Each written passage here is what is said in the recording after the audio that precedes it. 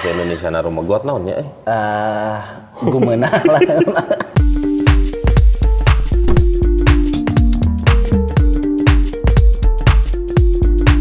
Assalamualaikum warahmatullahi wabarakatuh. Salam damai Indonesia. Kali ini masih di tempat yang sama gitu, cuman beda waktunya.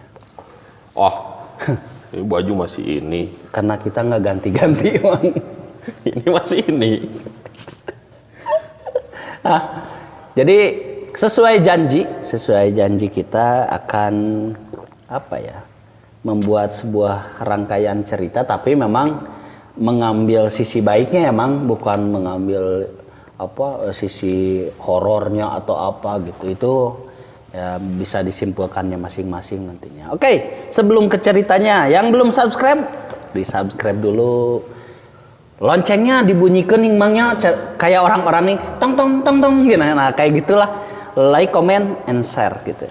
Nah, sekarang ada sebuah cerita gitu. Cerita di Ciloto sana, nggak tahu nanti Mang Indra. Kebetulan Mang Indra mah orang situ, pasti ketika ada benturan apapun pasti akan kedengaran di situ gitu. Entah itu tukang bangunan jatuh atau apa, pasti kedengaran sama Mang Indra di situ gitu. Nah, tukang bangunan jatuh.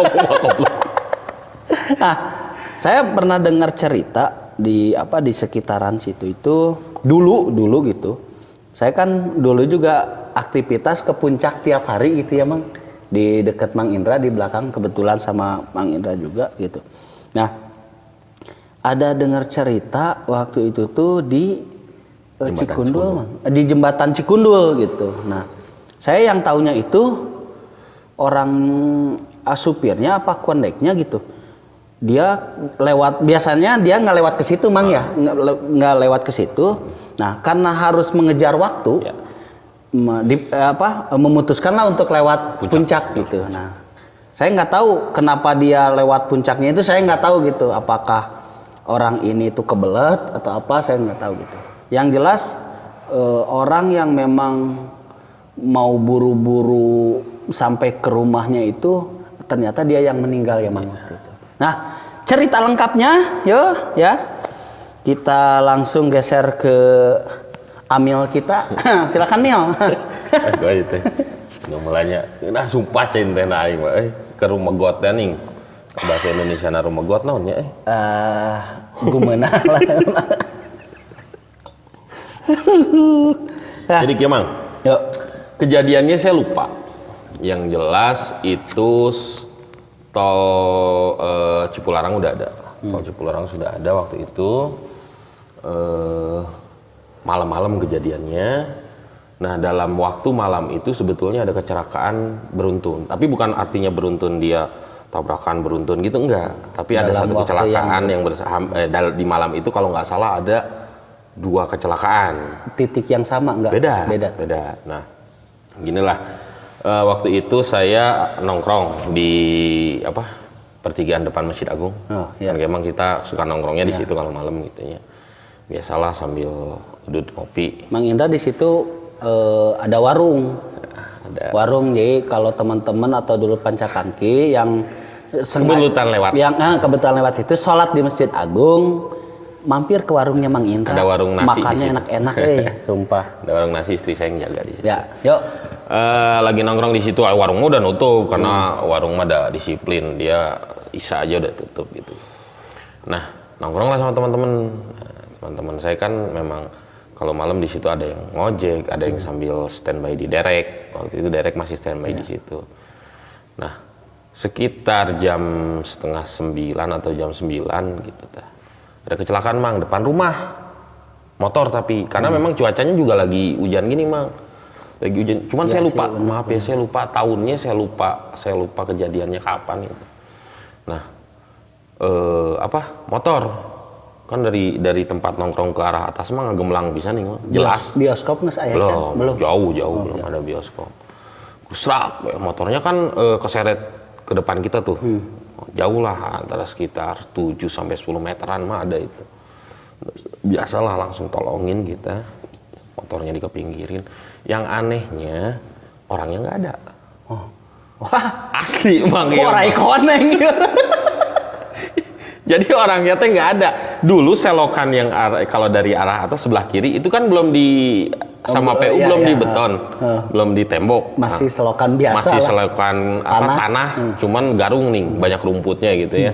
Nah, hilang, nggak ada asli ya tahu gak warna Sempat mendatangkan dukun. Saya si Sueb, si Suge, terus kakaknya si Suge teh si Sudai kalau nggak salah waktu itu teh Satpam Wisma Haji gitu. Pada nyari sama anak-anak di situ mah. Sup, penumpang etana naon leungit cenah. Nu bawa motorna leungit nya, yang bawa motornya nggak ada gitu. Sampai dicariin Bang aslina gitu ya. Motorna hadir. Motorna hadir, kecelakaannya depan kita, tapi orangnya nggak ada gitu. Wah, Nah itu kan dicariin Bang. supranatural. Nah dicariin. Ternyata ada suara. Ada suara disolokan belah luhur. Jadi dia ternyata kecelakaannya dari depan rumah saya Mang, Selokan jauh. bahasa Indonesianya apa? Selokan. Selokan. Gitu. Wah. Sungai kecil. Nah, selokan lah aja Bang. Jadi posisi nanti dia gitu ya, nggak minta tolong atau apa, mungkin lemes sakit gitu ya. Sukuna ngacung. Jadi kakinya ke atas gitu. Kakinya ke atas. Ketutupan rumput gitu kan. Tambah ya sambil nolongin kita ya sambil ketawa gitu loh. Ya itu brengseknya kita. Sebelum megang ketawa dulu. karena emang itu tadinya kita udah cariin ke orangnya nggak ada gitu loh. Ternyata lagi nyungsap di solokan ketutupan rumput gitu kan, garung pisan dulu itu mahnya. Mungkin Amang waktu itu yang lagi kumpul-kumpul lagi berdoa nggak? Misalkan langit turunkan motor, tapi nggak dilempar-lempar juga gitu. Bisa jadi itu setelah kita tolongin ya nggak begitu parah sih, cuman keseleo waktu itu.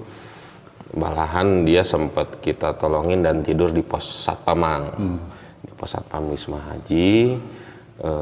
Udah diurut nggak datangkan Mang Obar hari itu tukang urut Mang Obar. Tapi kondisinya mah nggak ada. Kondisinya nggak parah, cuman keseleo aja, nggak patah gitu. Dia orang orang Cirebon gitu. Kecelakaan tunggal gitu Mang? Tunggal. Karena depan saya itu kalau motor sering banget kecelakaan bahkan sampai saat ini gitu Nyerosot lah leur atau mungkin gitu, karena lagi enak-enaknya mungkin, tapi nggak tahu di situ ada belokan tajam di situ ya. Enggak belokan itu lurus dari arah Aca mah. Oh iya. Iya, cuman di situ ada polisi junior tidur. Kalau polisi tidur kan agak tinggi, ini masih junior yang biasa buat biar supir nggak ngantuk teh, yang 4 jajar 4 apa 5 gitu. Nah, mungkin itu ya, kita juga nggak tahu. Nah, beres itulah gitu. Terus sekitar jam 1 atau jam 12 malam lah, antara jam itu. Yang ini yang kecelakaannya di bawah jam 12 Di bawah jam 12 masih jam setengah 9, jam 9 lah, itu masih rame. Nah, kita kan nongkrong di Wisma, kalau nggak di situ ya berarti di Wisma Haji gitu kan. Nongkrong biasalah, ngegosip segala rupa gitu. Tongkrongannya begadang di masjid gue anak masjid. Tapi di pinggirnya. Nah, setelah itu malam karena sepi, malam sepi itu ada suara ya agak pelan sih, karena jauh kan ke jembatan Cikundul itu kan. Berat, nah gitu. Kalau berita seperti itu kan cepat banget tersebar ya. Kecelakaan. Nah, karena memang bukan penasaran ya, tapi karena memang udah biasa kalau ada kecelakaan, langsung starter motor lihat gitu kan. Ternyata ada truk pengangkut semen itu masuk ke Kali Cikundul. Mobilnya terbang gitu. Mobilnya masuk ke bawah. Nah, si truk pengangkut semen ini asalnya dari kota lah, udah pasti di kotanya. Kita sebutnya mau Tangerang, mau Bekasi, dari arah Jakarta aja gitu ya. Nah, Bogor juga kota. Nah, itu terus nabrak ke pembatas pengaman jembatan. Ya. Pengaman jembatan masuk ke dalam. Nah, gitu. Karena mungkin malam evakuasi mobilnya dilakukan besoknya. Tapi orangnya kita evakuasi saat itu juga. Nah, kebetulan orangnya itu si supir sama keneknya itu ada. Hanya 2 orang. Hanya 2 orang. Biasa kalau mobil gitu kan hanya 2 orang.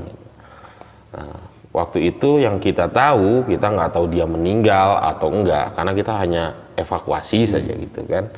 Evakuasilah, si supirnya masih hidup. Tapi setelah polisi datang tentunya evakuasi enggak? Kalau kebiasaannya dia begini, kebiasaan kita untuk kecelakaan itu nggak nunggu polisi datang.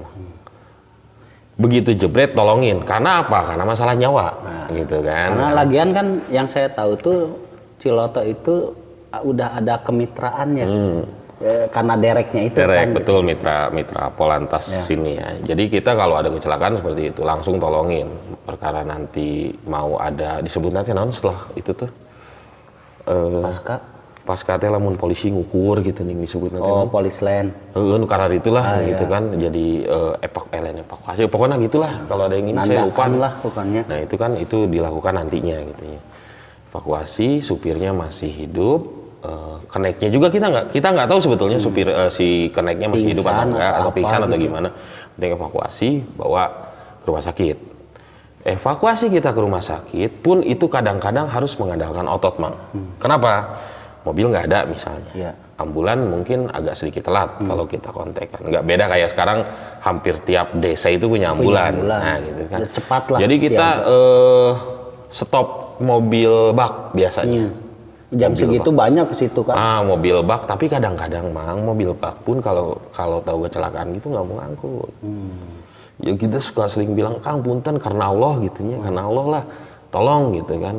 Kadang-kadang dia ini kita udah stop gitu mah nggak mau dia kadang-kadang ya, tapi nggak semuanya. Itu hak mereka sebenarnya ya. Tapi ada yang langsung angkut gitu. Nah, waktu itu angkut langsung rumah sakit, ya polisi udah ada gitu. Nah paginya kita lihat ternyata hancur lah gitu ya, hancur. Jadi si bawah jembatan itu memang kayak di semen. Semen mah hancur lah pokoknya. Kali itu kayak di aliran semen. Dicor lah gitu ya. Nah yang tragisnya setelah itu kita mendengar ternyata ini bukan versi ya, mendengar cerita dari supir. Kebetulan polisi-polisi di sana kan banyak teman-teman kita juga gitu ya. Jadi kita sebenarnya dengar cerita ini dari polisi yang berwenang. Olah TKP mereka. Olah TKP, eta bahasa nanti anjing, aing poho. Baru kedengaran. Jadi gini, mereka itu baru pertama melintasi jalur puncak. Oh, itu teh yang pemula berarti? Pemula. Biasanya mereka melewati jalur tol Cipularang.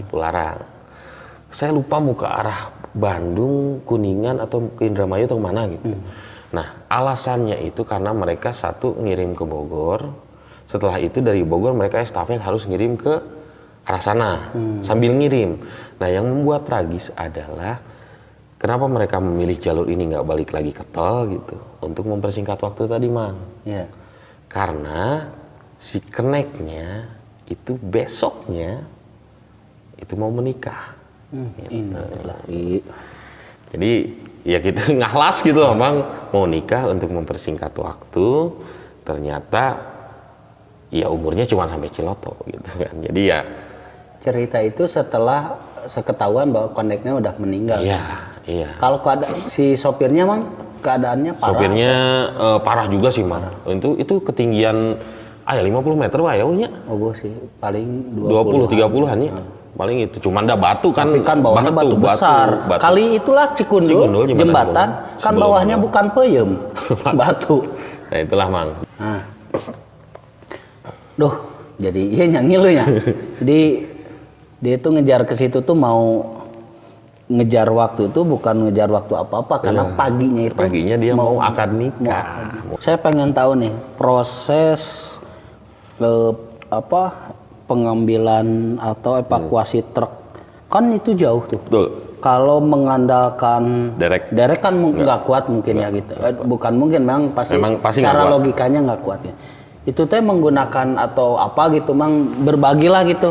Di situ teh orang kadang lihat, evakuasinya gimana ya truk itu ke situ gitu kadang gitu. Jadi kalau evakuasi yang ke Cikundul itu beberapa kali itu menggunakan kren. Kren yang kapasitasnya berapa ton misalnya gitu. Jadi langsung ditarik dari bawah. Termasuk dulu kecelakaan bis yang Nanggarak yang telentang yang isinya anak sekolah semua. Nah itu nanti mungkin akan kita ceritakan lagi. Itu juga pakai kren. Terus ada kecelakaan truk Fuso yang besar. yang bawa logistik pemilu, kalau itu nggak pakai kren, itu ditarik karena dia bukan jatuh Mang kalau yang kren Gantung. itu. Dia kan jalannya gini ya, ini Cikundul. Nah dia masuk ke arah sini. Nah kalau yang ini agak sedikit horor. Jalan itu kayak ada yang kesini gitu loh. Oh, ada jalan Ada alternatif. jalan gitu. nyabang, ya, bukan alternatif. Jadi Nyabang. menurut dia penglihatan itu bukan yang kesini, tapi yang kesini. Yang ke kiri yang mau Ke kebon. yang kita penanaman pohon. Nah ke situ, posisinya di situ. Emang itu jalan, tapi jalan menuju sungai juga. Jalan setapak atau ya gitu ya. Nah ke situ, itu waktu logistik. Kalau yang dulu ada bis namanya Turangga. Kalau yang itu, wah kalau itu tragis banget. Itu kecelakaan yang bisa dikatakan salah satu yang paling besar di Ciloto dulu. Turangga itu. Kecelakaan bis Turangga. Banyak kan. Tapi ya nanti.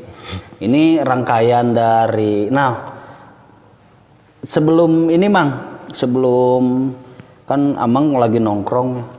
Amang denger tuh yang nangis. Kalau gitu enggak. Enggak. Ya, kalau daerah situ, kalau yang nangis tuh biasanya khusus yang kecelakaan yang kemarin yang di atas. Oh, yang Nangis itu enggak. Kalau yang di jembatan Cikundul ini lebih ke cerita masyarakat itu lebih ke horor juga sama. Cuman nanti kita gini Mang.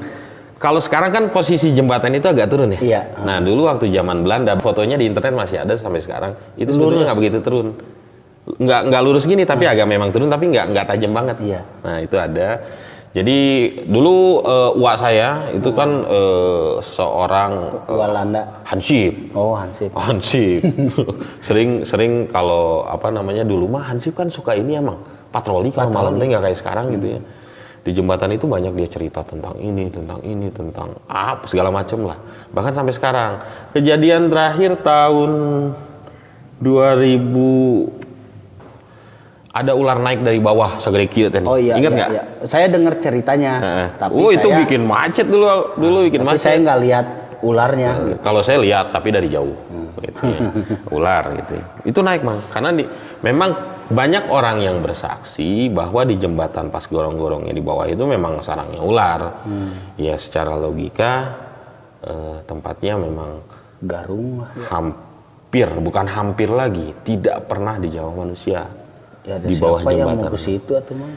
Ya, ngapain juga ya. Saya pernah sekali sih waktu bersih-bersih sampah susur sungai dan memang itu hawa teh Ya.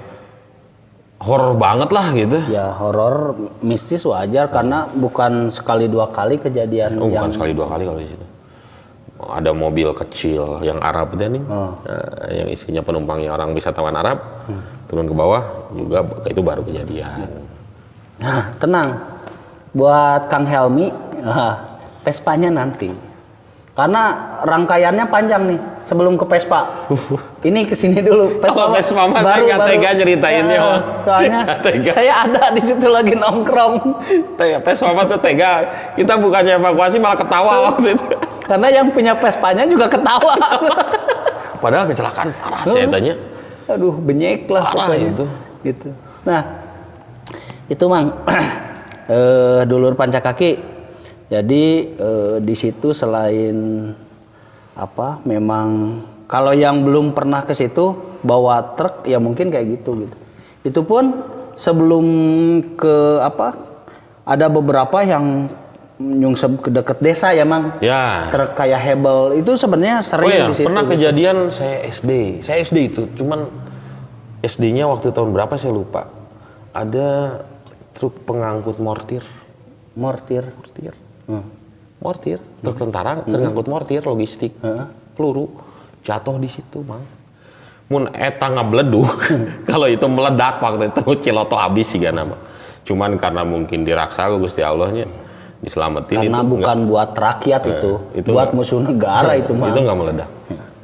Waktu itu kan langsung disisir lagi Mang. Takut ada yang ngaceleng tadi yang berceceran disisir sama tentara waktu itu. Banyak banget lah kejadian waktu itu. Itu nanti kita cari mitosnya di situ, tapi tidak lebih ke ini. Cuman ini maksud saya itu lebih ke hati-hatinya aja. Ya, jadi kalau memang bawa kendaraan dimanapun, even di jalan tol yang nggak ada turunan tanjakan lurus, itu pun sebetulnya mengandung resiko. Kemarin saya ke Jawa, saya berangkat dari BSD, terus itu sekitar jam 9 sampai Salatiga, pintu tol Salatiga itu sekitar jam 3 atau jam 4 sore kalau nggak salah. Itu sebetulnya yang bikin bahayanya apa? Satu, karena kita udah duluan, nggak ada lihat kanan kiri, nggak kayak lewat jalan biasa gitu loh. Jenuh, bete. Nah itu bikin ngantuk. Dan kalau di jalan tol kan bawa kendaraan itu seolah-olah walaupun kita lari kecepatan 80 itu kayaknya pelan gitu. Padahal kalau jalan biasa udah kenceng gitu. Itu bawaannya pengen nginjek gas aja gitu. Pasti lurus. Nah itulah makanya macet. Makanya tetap waspada, tetap hati-hati, kendaraan dicek gitu kan, istirahat di rest area gitu. Itulah. Ada pesan dulu Mang buat kejadian yang tadi. Jadi kalau saya sih biasa merasakan lah, paginya dia ya mau ya merubah hidupnya tuh, merubah tuh ada pasangan gitu. Itu yang sesuatu yang dalam hidup kita itu ya memang itu kayak puncak dari kita lelaki atau perempuan gitu, ketemu sama pasangan, memasuki menikah, era gitu. baru gitu ya. Memasuki era baru. Ternyata kan takdir berkehendak lain gitu di situ. Gitu. Jadi ngenesnya tuh dia mau ya ngenes untuk si almarhum calon suaminya ini, dia umurnya sampai situ. Ngenes kebayang gitu loh Mang. Iya, Itu kampret-kampret itu juga ngobrolnya teman-teman saya itu ya. Itu ngebayanginnya ih sedih banget keluarga di sana ya, keluarganya, baik keluarga si cowok calon pengantinnya, si almarhum itu maupun si keluarga cewek, karena udah siap-siap kan di sana Pan. Dan mendengar kabar itu wah pasti kumaha gitulah gitu ya. Pasti gimana gitu loh. Nah itulah ya, makanya ya namanya takdir kita nggak tahu, tapi ya bentuk ikhtiar kita kalau berkendara itu tetap hati-hati karena keluarga kita nunggu di rumah. Nah gitu kan. Saya jadi teringat dulu pas nenek saya Mang, pas masih ada almarhumah sering bilang kalau yang mau nikah kalau bisa mah 2 hari mah tuh. Iya, jadi dipingit. Dipingit lah. Sekarang udah nggak, istilah itu hampir hilang Bang. Iya. Dulu kalau mau nikah mah pas kakak saya mau nikah, sia teh tong kemana-mana ngejadog atuh cenah panisuk gitu di rumah gitu. Jangan kemana-mana, diem aja di rumah gitu. Nah mungkin orang tua itu udah udah gitu. Ya Al-Fatihah lah buat almarhum supaya ya walaupun udah lama ya kita ceritain ini bukan mengangkat almarhum tapi ya bukan untuk mengungkit kembali, cuman ya hanya menceritakan pengalaman dan untuk pelajaran kita agar lebih hati-hati gitu. Ya, saya kalau di sana juga sebenarnya kalau saya nih Mang, kalau mau lewat jembatan Cikundul di depan ada bis, saya sering nunggu dulu bis lewat. Nah itu kalau enggak, saya juga kalau ada truk di belakang atau saya ke pinggir dulu biar mereka lewat dulu. Betul. Karena saya jadi sugesnya ke situ gitu, makanya saya suka ngalah dulu di situ tuh. Itu sebetulnya bukan suges, itu tindakan yang tepat Mang. Karena memang kita nggak tahu di Ciloto sering kejadian seperti itu. Kalau memang ada bis yang berat, kendaraan berat, entah itu truk, puso lagi muat apa atau apalah gitu, mendingan kita jangan mendahului. Iya. Kalau mau mendahului dan aman itu sudah lewat jembatan Cikundul lah. Karena banyak kejadian ketika lagi remnya blong, kita di depannya ya. Assalamualaikum warahmatullahi wabarakatuh. Saya juga perhitungannya sih, makanya suka ngalah dulu gitu. Yus baru gitu. Dan kejadian kecelakaan ini sebetulnya Mang kalau mau diceritakan itu kan bukan orang lain yang ngalamin juga. Bapak saya sendiri. Mobil jeepnya dihajar sama truk. Mobil jeepnya tapi kayak gitu Mang teh. Dan bapak saya 14 hari koma waktu itu di Bandung. Didatangilah sama temennya waktu itu almarhum Darso penyanyi itu ya, didatengin waktu itu ke rumah sakit Hasan Sadikin waktu itulah ya itu bahkan orang tua saya sendiri yang mengalami kejadian, bukan orang lain gitu. Adik saya yang cewek, padahal bapaknya Mang Indra biangnya di situ gitu. Sikat di situ gitu ya. Bahkan itulah. Pokoknya buat yang ngelintas ke puncak ya, kita saling mendoakan lah. Gitu. Saling mendoakan semoga atau teman-teman yang sekarang lagi ada perjalanan bolak-balik itu ya selalu waspada, sehat-sehat atau ya konsentrasi lah Mang. Ya ingat Tuhan, Yang Maha Esa Allah Subhanahu wa taala lah gitu. Itu Mang, udah Mang. Ya, banyak sih Mang, tapi ya nantilah Iya, yang lucu-lucu juga sedikit-sedikit. banyak. Ya, Misalnya kita bapak-bapak yang ditabrak malah terbang ada. Ada serius. Oke, sekali lagi yang belum subscribe, di subscribe, like, comment, and share. Nyalakan lonceng biar tang teng tong gitu. Walaupun kita suka telat, itu karena kita kuli bangunan gitu ya. Ya pokoknya segitu. Sehat selalu. Salam damai Indonesia.